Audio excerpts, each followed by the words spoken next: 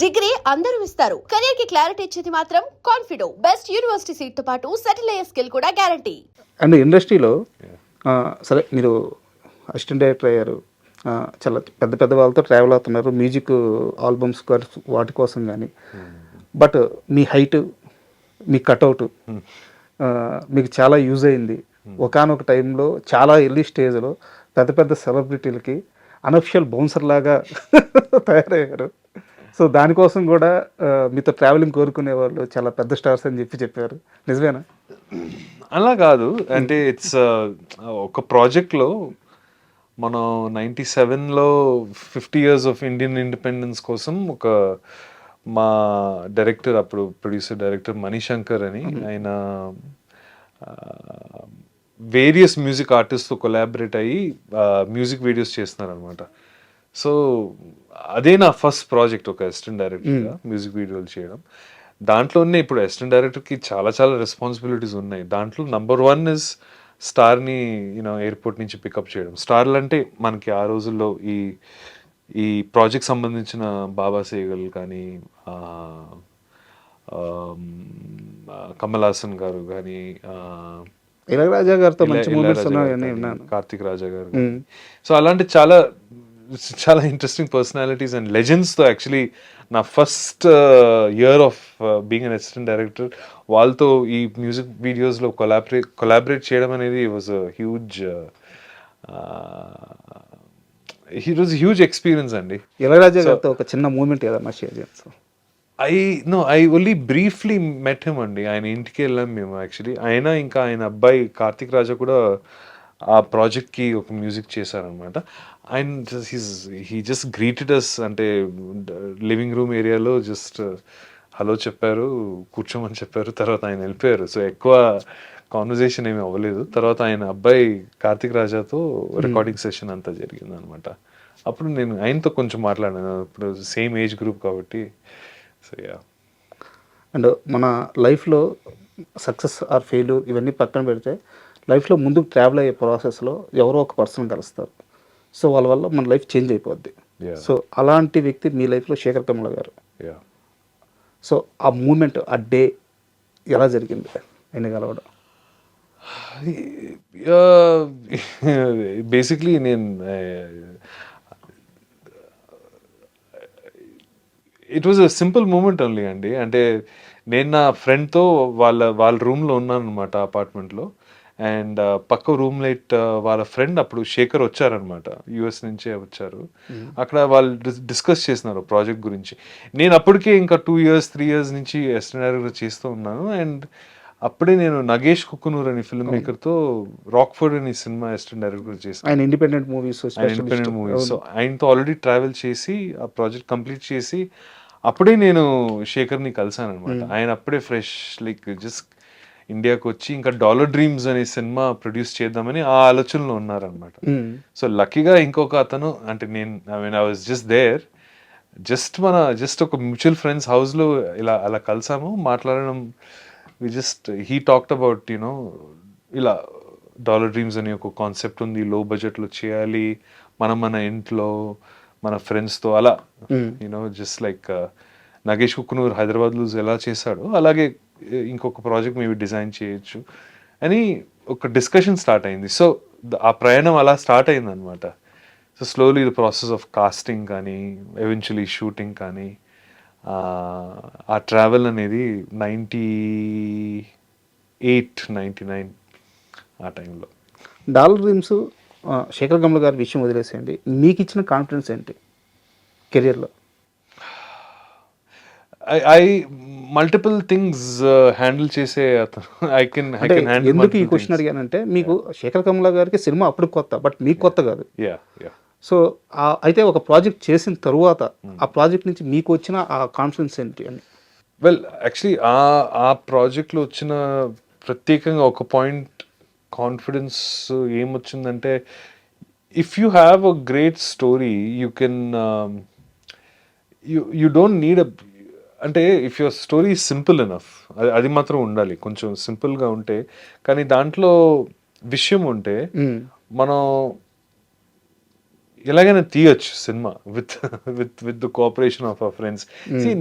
98, 99 అప్పుడున్న మైండ్ సెట్కి వెళ్ళాలండి మీరు. 2026 నుంచి ఇలా ఫ్లాష్ బ్యాక్ చేస్తే అప్పుడున్న అట్మాస్ఫియర్ ఇండియాలో కొత్త ఎకనామిక్ లిబరలైజేషన్ అయిపోయిన తర్వాత ఇంకా Y2K అయిపోతుంది అంటే 2000 ఇయర్ వస్తుంది. It was a very heady time. అంటే ఏదైనా చేయొచ్చు ఆంటర్ప్రినర్స్గా మనం కొంచెం డబ్బులు పెట్టి ఏదైనా చేస్తే బ్రేక్అవుట్ చేయొచ్చు. .com బూమ్ అయిపోయింది or .com boom almost is coming అనమాట. So it was a confluence of many factors that are happening socio culturally. ఇంకా మోస్ట్ ఇంపార్టెంట్లీ ఏంటంటే ఇండియాలో నిజంగా ఆ టైంకి ఆ బ్రెయిన్ డ్రెయిన్ అనే కాన్సెప్ట్ స్టార్ట్ అయింది అనమాట. యూనివర్సిటీస్ నుంచి చాలా మంది యూఎస్కి వెళ్ళిపోవడము, H1 వీసాస్ మీద వెళ్ళిపోవడం, ఆ ఫెనామినన్ స్టార్ట్ అయింది అనమాట. మన తెలుగు వాళ్ళు అందరూ యూఎస్కి వెళ్ళిపోవడం. So I think it was just దీనికి జర్మన్లో ఒక వర్డ్ ఉంటుంది, zeitgeist means touching upon something which is culturally and socially relevant in that time. ఆ టైంలో కల్చర్ అందరూ ఏం ఆలోచిస్తున్నారో, ఎలా ఫీల్ అవుతున్నారో, మనం దాని గురించి ఒక స్టోరీ చేసాం అనుకోండి, అది అప్పుడప్పుడు జస్ట్ క్రేజీగా కనెక్ట్ అవుతుంది అది. సో అదే అయింది డాలర్ డ్రీమ్స్లో. So I understood that biggest confidence booster అంటే నేను అన్ని చేయగలుగుతాను, ఒకేసారి చేయగలుగుతాను, మల్టిపుల్ హ్యాట్స్ వేసుకోగలుగుతాను. ఒక ఎగ్జిక్యూటివ్ ప్రొడ్యూసర్గా, ఒక ఏడీగా, ఒక యాక్టర్గా, all in the spirit of making films.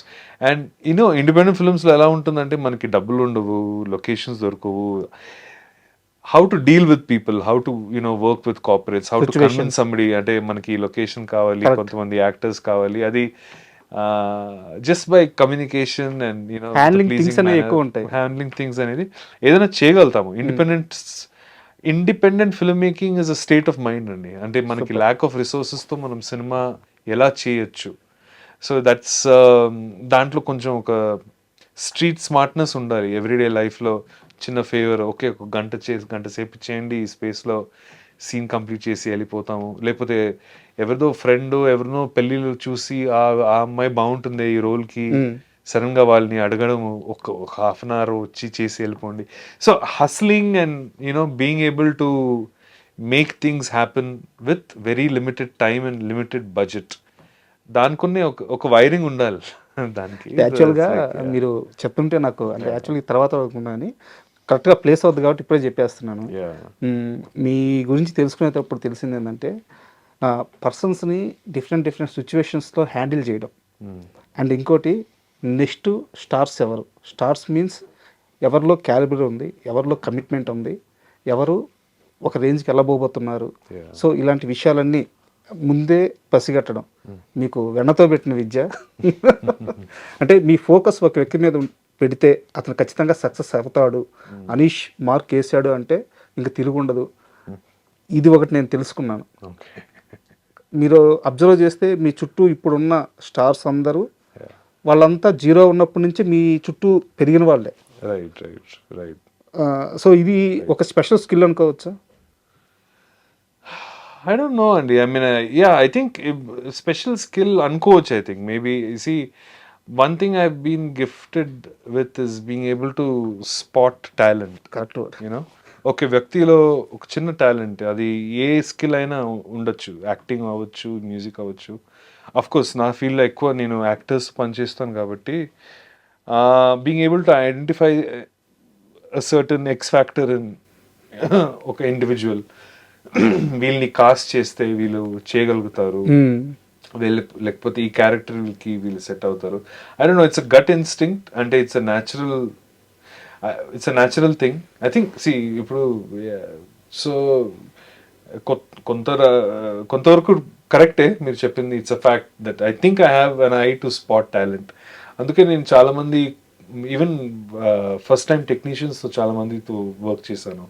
అంటే డిఓపీస్ అవ్వచ్చు, ప్రొడక్షన్ డిజైనర్స్ అవ్వచ్చు, కాస్ట్యూమ్ డిజైనర్స్ అవ్వచ్చు. ఫస్ట్ టైం వాళ్ళకి వాళ్ళతో ఒక ఛాన్స్ తీసుకోవచ్చు అని నాకు అనిపిస్తే నేను ఐ గో ఫర్ ఇట్. ఎందుకో అది ఒక గట్ ఇన్స్టింక్ట్ అనుకోవచ్చు. అది అలాగే జరిగింది. అది అప్పుడప్పుడు చాలాసార్లు అది వర్కౌట్ అవుతుంది, అప్పుడప్పుడు వర్కౌట్ కూడా కాదు. So yeah.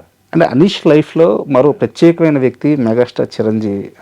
అంటే ఇన్స్పిరేషన్ ఓ యా విధంగా. యా యా సో 90s ఆ పీరియడ్లో ఆయన అసలు విజృంభణ. యా సో అలాంటి టైంలో మీరు తెలుగు సినిమాకి కనెక్ట్ అయ్యారు, యా చిరంజీవికి కనెక్ట్ అయ్యారు. రైట్. సో ఇది మీకు ఎలా ఉపయోగపడింది? ఉపయోగపడడం మెగాస్టార్ గారు అయితే మనం చిన్నప్పటి నుంచి చూస్తూ వచ్చాం కదండి. ఫర్ సంబడి లైక్ మీ కదా, ఒక హైలైట్ రీల్స్ లా చూస్తే ఫస్ట్ టైం అయితే ఆయన్ని బ్రేక్ డాన్స్ చూడడం అనేది వాజ్ ద మెయిన్ అట్రాక్షన్. చిత్రలేఖి ప్రోగ్రాంలో ఎవరైనా కొత్తగా డాన్స్ చేస్తున్నారంటే, కొత్తగా సాంగ్ సీక్వెన్సెస్ ఏదైనా ఉన్నాయంటే చిరంజీవి గారి సినిమాలే ఉండేవి అనమాట. అప్పట్లో break dance in the 80s was a new thing. అప్పుడు ఆయన thriller cinema Michael Jackson the, అవును. అంటే అవన్నీ నెక్స్ట్ లెవెల్ మనకు అనిపించేది అనమాట. ఆయన చూసి బ్రేక్ డాన్స్ మీద ఒక చిన్న కసి రావడము, బ్రేక్ డాన్స్ క్లాసెస్కి వెళ్ళడము. Because he immediately he looked like a different kind of a dynamic hero who was doing things which were very different అప్పటి వరకు.